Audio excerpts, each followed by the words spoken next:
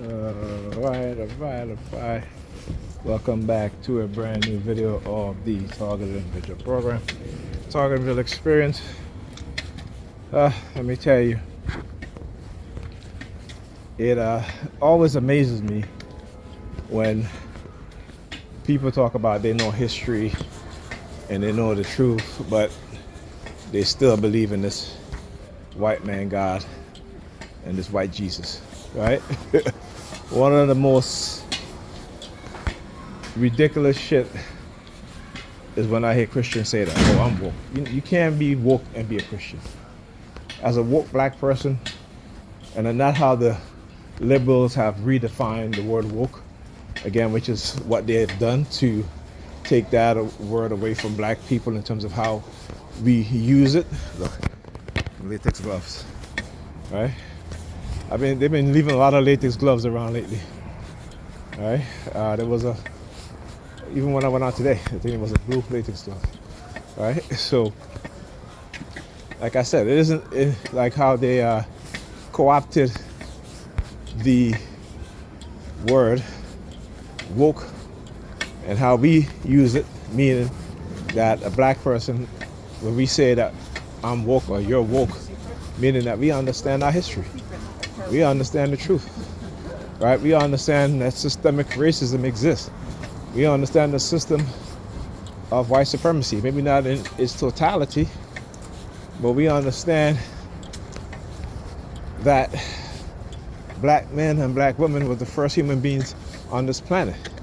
We are the first in every iteration of hominins, including Neanderthal. And so a lot of black people would like to claim that, black people were not Neanderthals, what have you. Yeah, the first Neanderthals were black people. Okay, understand that, all right? And just as how they migrated out of Africa and settled into Europe, right? You got to remember does European have Neanderthal DNA, right? Because the last hominid, the last group of hominid, Homo sapiens, which is us, right? We intermix with the what you would say the last remnant of Neanderthals in Europe. So this is why you see white people have Neanderthal DNA, right? And we as black people here in the West, a lot of us have Neanderthal DNA. And where does that come from? From the rape of the white slave masters, the white overseers, white men who rape, enslave black women or free black women. Okay? So, again, I understand in history, knowing history. And even within the conscious community, we fail to understand that there is cognitive warfare and psychological warfare waged against us. And there are those within our community who call themselves conscious, who are agents of white supremacy, right? And they are funded by white supremacy, a white supremacist organization. And money is always going to be the motivating factor in which they use to silence you, right? In which to change your points of view, right? So you need to understand that.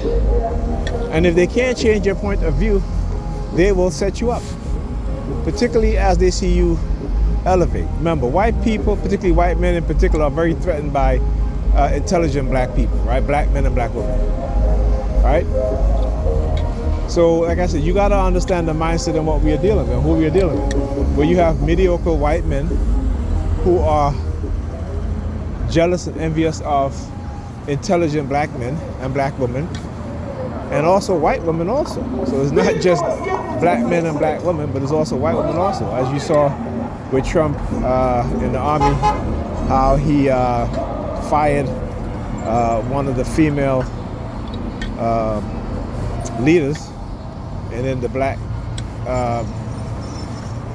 general, right, or colonel, whatever his title is, because they're trying to get rid of black people in leadership position within the army, and they're trying to get rid of women, whether they're white women or black women, Asian women, doesn't matter. It's women, period. All right? So what we see now is, you see white men and particularly white men saying that, oh, unqualified black people get into these positions, and that's not true. But what is true is that you have unqualified white men in those positions, right?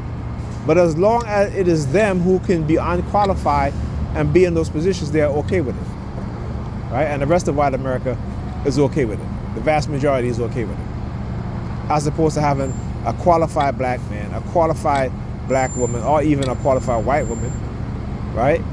A qualified Asian man, Asian woman. They don't want that. So psychological operation is always going to be a motivating tool that they use, right, in order to manipulate people's perceptions, people's way of thinking, people's thoughts, to achieve their agenda, right? So why do you think, Hispanics voted a lot for Trump, and look what happened to them? Why? Because they use manipulation, and they understand that, particularly Hispanic people, particularly the lighter skinned ones, they associate themselves with whiteness more than black people and other people of color. Same thing they do with the Asians. They associate themselves with whiteness more than, other people of color. And they're not people of color, they're white. Asians are white. Okay? So again, you need to understand this. All right. So anyhow, I was talking about how these people who claim to be so woke.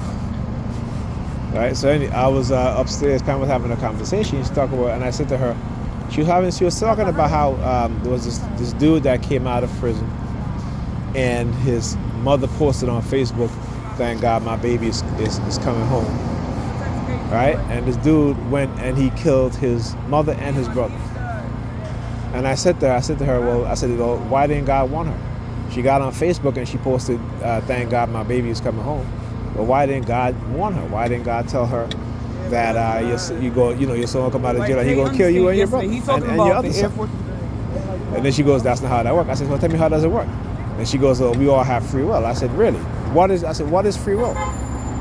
Then she goes, "Well, that's not how it works." I said, "Well, tell me how it works." You see, and they can't even understand it. They can't even explain it. And that's the thing with believers. Believers cannot explain what they claim to believe, right? So when she says to me, "That's not how it works," and there was free will, I said to her, "There's no such thing as free will. We have been conditioned to think that there's such thing as free will, but there's no such thing as free will. How could there be free will when your God, when you were born, you are predestined to have a certain life?" That's what they believe, right? They don't believe that you can change your fate, because God has already set your path. So God is going to know if you're going to be whatever outcome you have in life. That's what God has determined for you. So then that throws the argument of free will out the way, right? Because you can't change your destiny, right? So believers don't think, they just believe, and that's the problem. So I sent her just a little quick read on cognitive warfare. And of course, she's like, "Oh, I read it," but then she goes, "Well, I don't care." That again, that is the mindset. They don't care, right? They don't care. They don't care about their family. They don't care about their kids. What they care about is keeping up this image and this perception that they're so-called good people and good Christians, and they're not. They're not. Today, listening to Dr. Barbara Sizemore, as she's talking about how white people have continued to systematically dismantle public education, right? And she talks about how, because there were schools, black schools that was predominantly schools that were public schools that were predominantly black in certain states that were doing amazing job with their students, right? We're gonna make the U-turn, right? Always gotta make a U-turn, right? And that these schools were doing exceptionally well. And she always talked about how also that there was a study done in which you had white students who are the minorities in schools that are predominantly black, and guess what? Those white students also tend to do better than schools that are predominantly white. Okay? But what she said, she hit the nail on the head. She said, you always got to follow the money. Look at what's happening. The privatization of school and the dismantling of the education, public education, is to do what? Is to create segregation within the school. But for me, New York City is has the most segregated school system in the nation. So it doesn't matter if they were in private or not. The school's already segregated. And on top of that, right, the number of black male teachers has gone down over the past 30 years, right? 3 decades. And why is that? Because black males have a significant influence on black children, even white children too. Okay? Go look at the studies, right?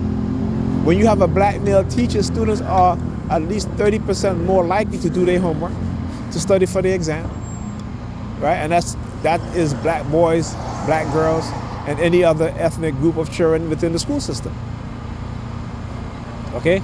Because black male don't use psychological manipulation on children, whereas white males and white females do. All right? And even black women use psychological manipulation on their black children, particularly the black boys. Again, go look at the research. All right? Not saying this just to say it. Go look at the research. MetroCard was changed. Please step forward. The bed box is not working.